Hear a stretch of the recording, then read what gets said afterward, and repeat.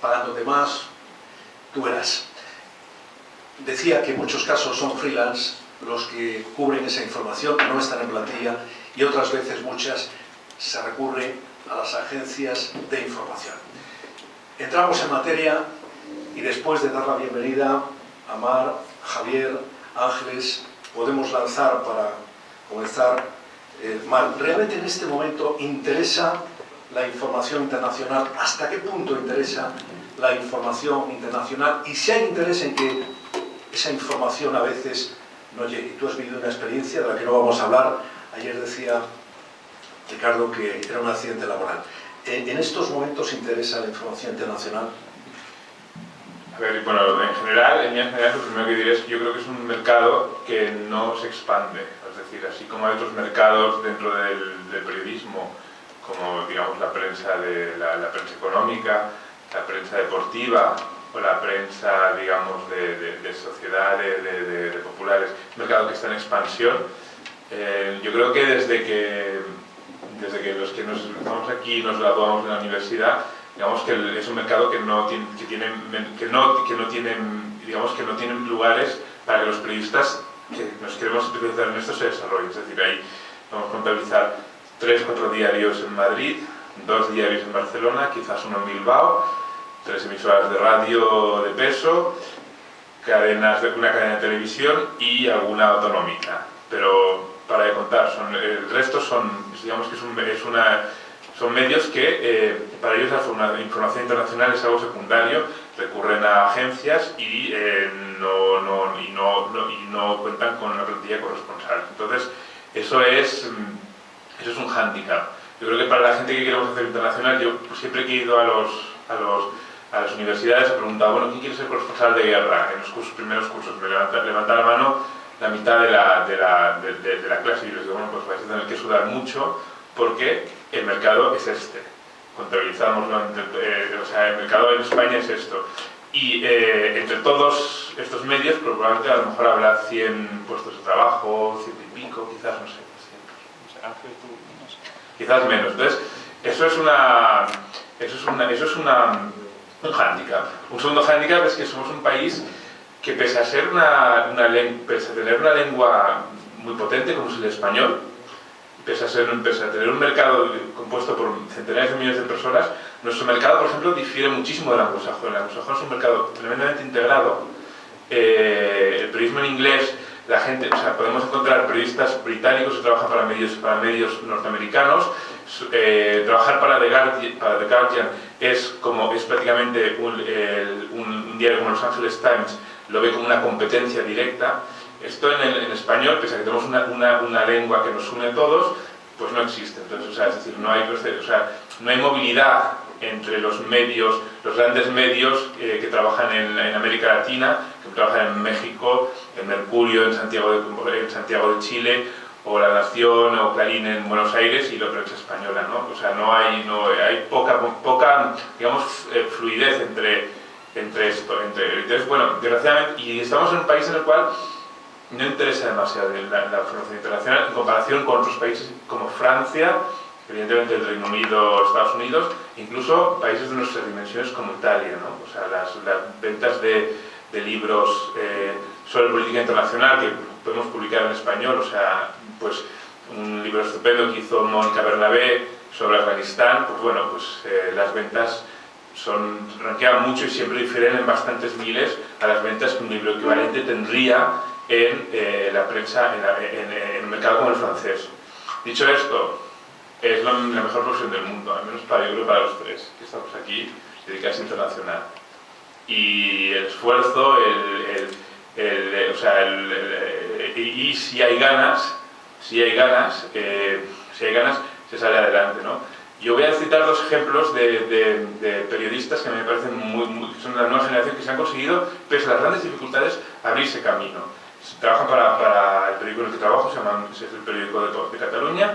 Yo voy a citar a Andrés Mourenza, corresponsal en Atenas y en Estambul, y a Eduardo Sotos. Es decir, son gente que ellos se han abierto, pese a su juventud, pese a ser personas que han encontrado un mercado mucho más cerrado incluso que nos encontramos nosotros cuando nos insertamos en la vida laboral, allá por los años 90, ellos han conseguido abrirse camino. ¿Por qué? Bueno, pues a base de dedicación, a base de estudiar mucho. Andrés Mobrenza es capaz de estudiar, de hablar turco perfectamente, trabaja es corresponsal de la agencia EFE en Atenas y de nuestro periódico, y cubre la zona Turquía, el Cáucaso y Grecia, y lo cubre muy bien, ¿no? Y, o sea, con una gran profesionalidad, es una de las grandes promesas Y luego otro, que es Eduardo Sotos. Eduardo Sotos, cuando llegó al periódico, estaba haciendo los vídeos para la página web.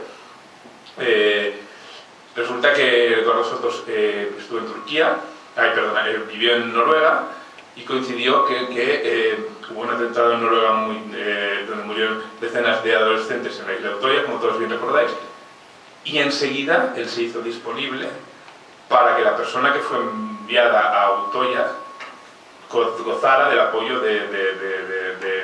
gozara de su apoyo. Él habla noruego y él consiguió pues eso. Y bueno, en estos momentos Eduardo Sotos es corresponsal del periódico de Cataluña en Río de Janeiro. O sea que, si se quiere, se puede. Sí, hacéis lo que os gusta, decías, es necesaria la vocación, pero los tres lo hacéis, en tu caso el periódico de Cataluña, en el caso de Ángeles, El País, en el caso de Javier, lo hacéis con el respaldo de medios. Hilvanando con lo que le preguntaba Amar, ¿cuál es tu valoración de la situación y cuál ha sido la evolución? Porque hoy estamos en un mundo global. ¿Cuál ha sido la evolución de esa forma de apreciar o no la información internacional?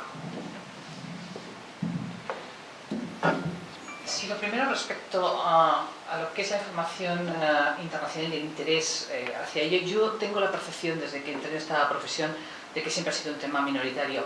Y ahí discrepo un poco con Marc respecto a otros países, porque de Estados Unidos nos llegan los grandes medios, New York Times, Los Angeles Times, el Boston Globe, pero la realidad es que dentro del propio país el interés por la información internacional es también minoritario. La información internacional ha sido siempre una cuestión de élites. Eso es una realidad y de hecho si uno coge la mayoría de los periódicos son muy pocos los que abren sus ediciones con la información internacional.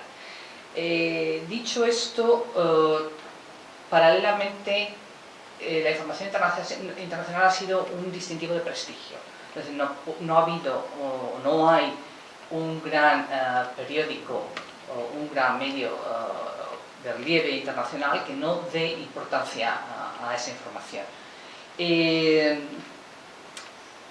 Hoy en día, en la situación de crisis económica de los medios, de crisis de identidad, no del periodismo, sino de las fórmulas de periodismo tradicionales, esto nos lleva un poco al pesimismo en el sentido de que si no hay suficiente dinero, de donde más fácil es recortar es de la información internacional. Primero, porque es muy cara, y segundo, porque existe esa posibilidad de sustituirla con o información de agencias que ya tenemos pagada, o recurriendo y explotando a los freelancers.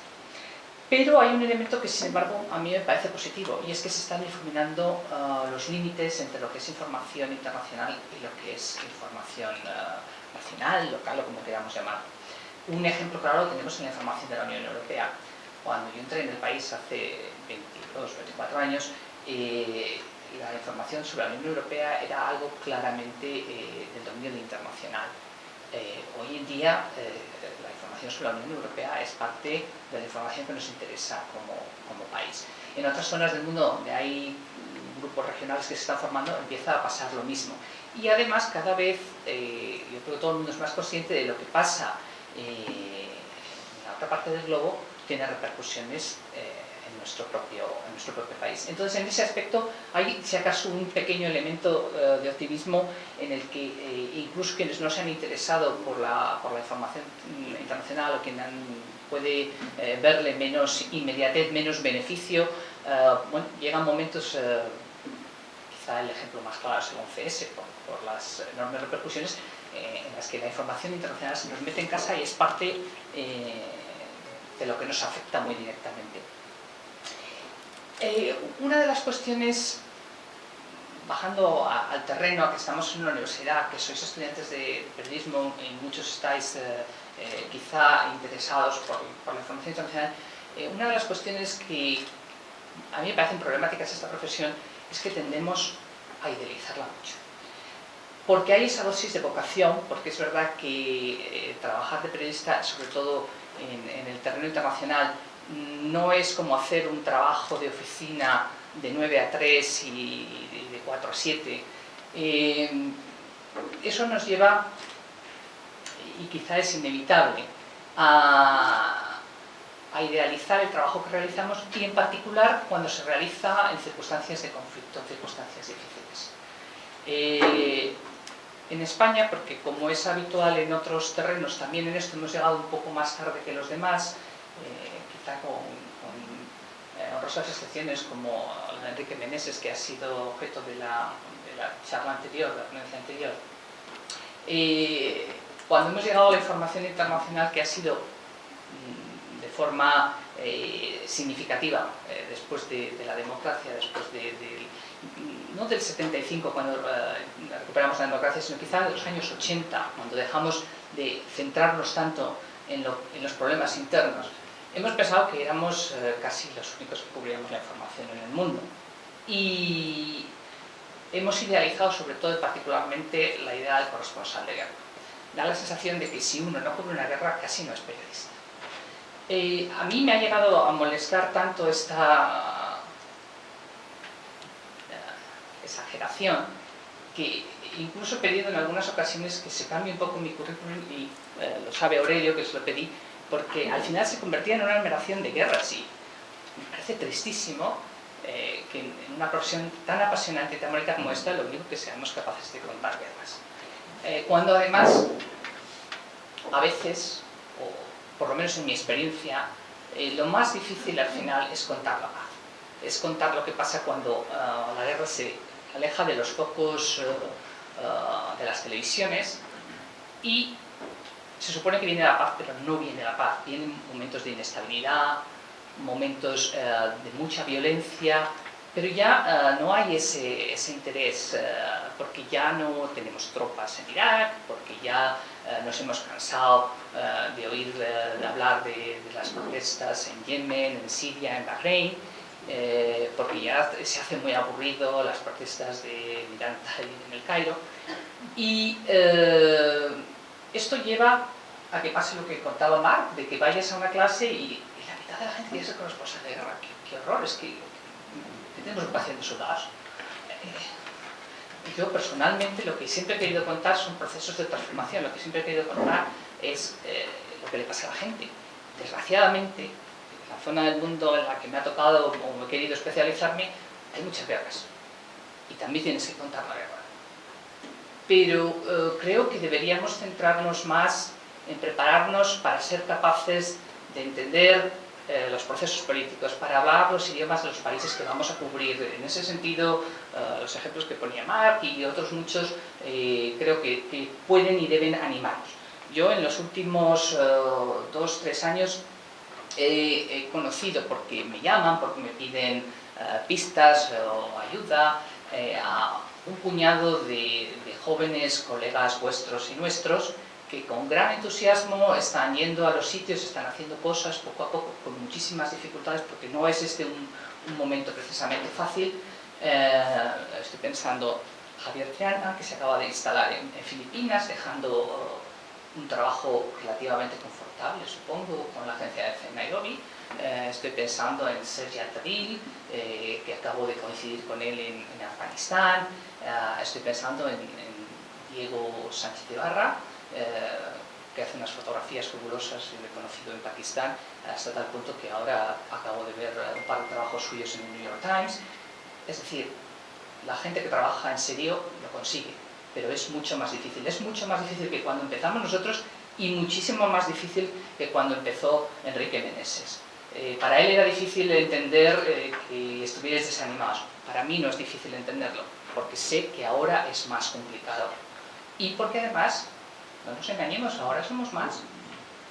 somos más los que tenemos interés por estas cosas, porque ha habido una época en la que la información internacional ha estado muy valorada, en la que la información internacional ha dado muchas primeras páginas y muchas portadas de apertura de programas, y entonces la competencia es mayor. ¿Qué hay que hacer? Prepararse más y dedicarle mucho esfuerzo. Cuando yo estudié periodismo, una de las cosas que más me hicieron sufrir fue ver que mis compañeros de colegio mayor, familiares, amigos de la familia, consideraban periodismo una especie de carrera María, y te miraban como diciendo, pobrecito, hasta terminar de, yo qué sé, no voy a decir una profesión porque parece hacer a menos, pero no daban ni un euro porque fuera a encontrar un trabajo de periodista. Eso es muy duro, y eso, la única forma de hacerle frente es demostrando que nos tomamos en serio nuestro trabajo, y para ello hay que estar muy bien preparados. Si se quiere ir a cubrir un conflicto, hay que saber dónde se mete uno. Si se quiere ir a un país con una lengua diferente, hay que haber estudiado la lengua o estar dispuesto a aprenderla a un nivel por lo menos de supervivencia. Y si se quiere hacer un buen análisis, hay que haber estudiado la historia, que a veces no sé, se nos olvida y es muy importante.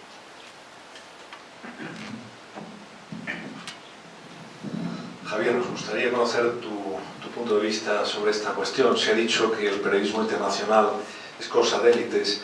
¿Hasta qué punto tenemos la culpa los periodistas, los medios en este caso, de esa falta de interés que se ha denunciado aquí sobre el periodismo internacional? ¿Cuál es la situación desde tu punto de vista? La culpa...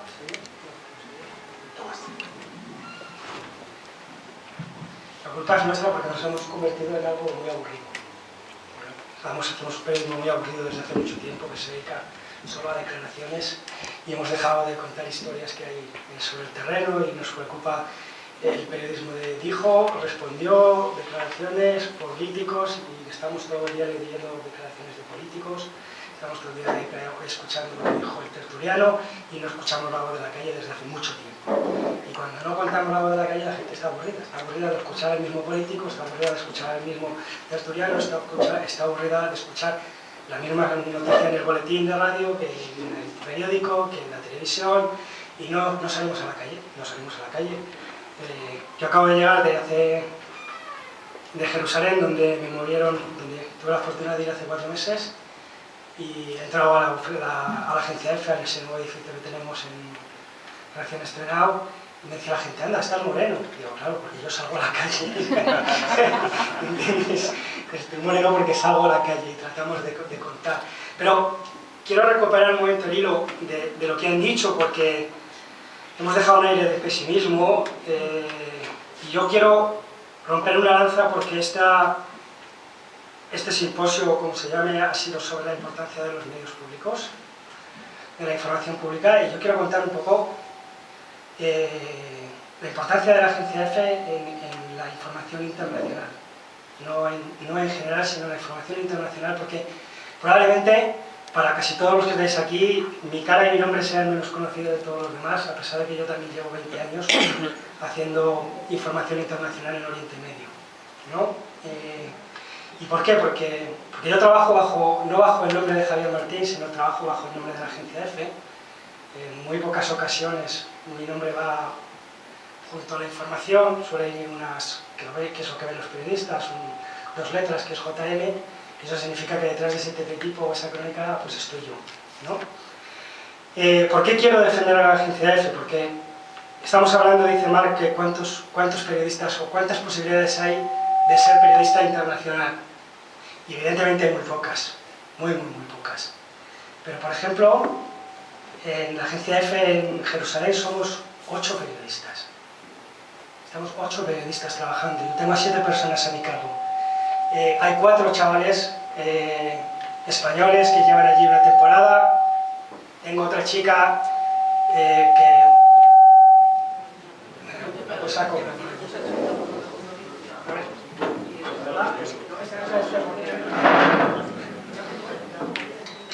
Bueno, sorprende, he visto cara caras de sorpresa cuando he dicho que tengo a 8 personas en la agencia EFE, solamente en Palestina e Israel. Son 8 personas y ya digo, la última se ha incorporado hace 3 meses, recién salida de la universidad, 29 años, de Collado Villalba, está haciendo un trabajo excelente. Se fue con una maleta y un billete solo de ida, se instaló en Ramallah, empezó a trabajar por su cuenta, a aprender árabe y ahora está con nosotros haciendo un trabajo increíble porque domina la agencia, domina el teletipo, pero domina lo que también ahora es muy importante para nosotros, domina esa cámara de televisión que nos está mirando, domina la radio y sabe hacer fotografías, ¿no? Y además edita en el Adobe y todas esas cosas que tenemos que hacer ahora, porque en la agencia EFE hacemos muchas cosas, aparte de teletipos hacemos vídeos, hacemos radio, hacemos directos de televisión, es decir, hay un amplio trabajo en la agencia EFE, porque no solamente, igual que Palestina, somos 8 personas y somos una de las oficinas más pequeñas, tenemos que recordar que tenemos más de 120 oficinas en el mundo, que es la red de corresponsales más grande que hay en castellano, que en cada oficina, excepto en casos contados, siempre hay más de 1 o 2 personas, que es verdad que el trabajo cada vez es más precario y cobramos cada vez menos, que es verdad que cada vez es más difícil, que es verdad que cada vez el gobierno y nuestros gestores no entienden que nosotros somos los que dinamizamos la información y no hacen más que recortarnos y quitarnos dinero para darlo a otros lugares que no tienen el mismo impacto, que no es lo mismo que haya una persona de la agencia EFE en un lugar que no lo haya, hace, como dirían los políticos, marca España, de cierta manera. Es decir, que hay una gran posibilidad, debería de ser más grande, deberíamos de ser más, yo estoy con 8 personas y es insuficiente, pero que pensáis que también no está tan cerrado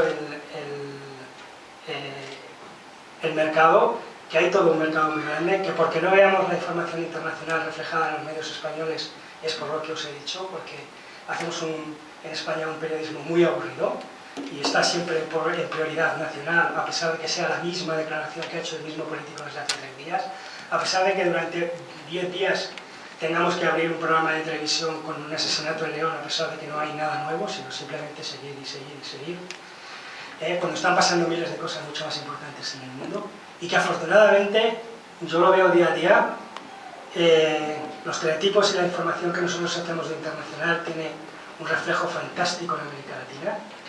Las páginas web y los periódicos internacional de América Latina, los periódicos en general, tienen unas páginas de internet bastante buenas de internacional, páginas de internacional, y que, como ha dicho Marc, tenemos un estupendo mercado de 400 millones de personas hablando, y el periodismo internacional no solamente se hace para los medios españoles, sino que tenemos todo un mercado enorme en América Latina, en Estados Unidos, que se está empezando a ver cada vez más periódicos, hay periódicos en San Luis, hay periódicos en Nueva York, hay periódicos en Washington, en español, que están intentando contratar pues, personas que trabajen en español y que tengan un buen conocimiento del idioma y del idioma español, sobre todo, porque hay que saber escribir en español bastante bien, y ahí sí que hay diferencia con los latinos en ciertas cosas.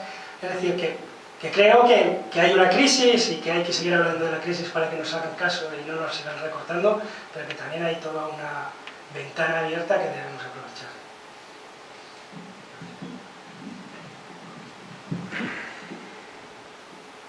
Bueno, vamos sobre el terreno, sobre vuestro trabajo de cada día. Supongo, Mar, y tú tienes la experiencia reciente de Siria, que sobre el terreno, además de las dificultades de los propios medios, de la propia demanda, sobre el terreno te encuentras intereses contrarios a que ciertas informaciones se difundan. ¿Cómo pesa esto en el trabajo de cada día? Y creo que el episodio que algunos habéis vivido va por ahí. Os encontráis con intereses en el sentido de que no se difundan determinadas informaciones. Evidentemente, o sea, es decir, en estos momentos, si vemos el conflicto de Siria, nos encontramos con que es un conflicto en el cual hay 2 lados enfrentados, es un enfrentamiento muy encarnizado, es una guerra sin piedad, hay violaciones, abusos graves, atrocidades graves de los derechos son cometidas por ambos bandos y sobre todo, digamos, atrocidades incluso que probablemente lo hemos visto en guerras anteriores, desde luego, desde el periodo en que yo he estado cubierto Oriente Próximo, ¿no? Entonces, no sé si quizás en Irak en los años 70, no lo podemos en Siria, pero desde luego, digamos que... Entonces, ¿qué es lo que pasa? Que a veces las cosas no son lo que parecen. Tenemos que tener en cuenta que hay un bando que... o sea, hay un afán de ambos bandos por controlar el mensaje que llega a los medios de comunicación internacionales. La batalla que se libra a nivel de la opinión pública internacional es vital para la supervivencia del régimen de Bashar al-Assad o para la pervivencia de la revolución entonces, claro, hay una batalla muy fuerte por controlar cuál es el mensaje que llega finalmente a quienes deciden en las élites, esas de las que hablaba Ángel Espinosa, ¿no? A las élites internacionales. Lamentablemente, porque hay una serie de razones que confluyen, la información que procede del bando rebelde. Perdóname. ¿Ahora? ¿Me oís bien? Vale, la información, pues es decir, los periodistas que trabajamos desde el bando rebelde, es decir, desde una de las partes del conflicto, o sea, cuando yo cubro la guerra, yo no aspiro a cubrir toda la guerra, yo no cubro la totalidad, yo cubro lo que yo veo. Y lo que yo veo, lo que Javier Espinosa, Ricardo García Villanueva, Alberto Prieto y otros periodistas como Del Bonet, etcétera, hemos visto, es gravísimo. Pero, por una serie de confluencias de intereses, los periodistas ya no somos bienvenidos de la forma en que lo éramos antes, ¿no? No quiero echar solo... la culpa es compartida. Los rebeldes han abierto la puerta a unos grupos yihadistas que no quieren que se produzca una intervención internacional en Siria, entonces los periodistas nos hemos convertido en un objetivo. Hay una cuestión, hay una gran interrogante sobre a qué intereses obedecen los grupos yihadistas más radicales. En el pasado hemos visto cómo en Argelia el propio régimen se infiltraba en los grupos armados rebeldes, no para neutralizarlos, sino para manipular la violencia y para hacerla, digamos, aborrecible a los ojos de la opinión pública, tanto nacional como internacional. Nos preguntamos hasta qué punto eso puede estar sucediendo en Siria y bueno, ¿cuál es el resultado de todo ello? Hace una semana había un cortísimo teletipo procedente de Alepo, en el cual se hablaba de una nueva masacre por bombardeos con toneles. La propia fuente era incapaz siquiera de dar una cifra sobre el número de muertos, sobre el número de fallecidos. Hablaba de docenas, pero como la fuente no era fiable, era probablemente una fuente indirecta, pues era incapaz siquiera de dar la cifra. Ese mismo día había un teletipo, largo teletipo de la agencia Reuters, de una entrevista con el ministro de Turismo sirio, en el cual decía, el ministro de Turismo sirio, fechado en Damasco, decía que la situación en Siria no era tan grave y que había que invertir en el sector turístico sirio para volver a traer turistas a ese país que en estos momentos padece una guerra de 3 años con 200.000 muertos. Ángeles, como especialista en Oriente Próximo y sobre el tema que estaba comentando con Marco, ¿cuál es tu punto de vista?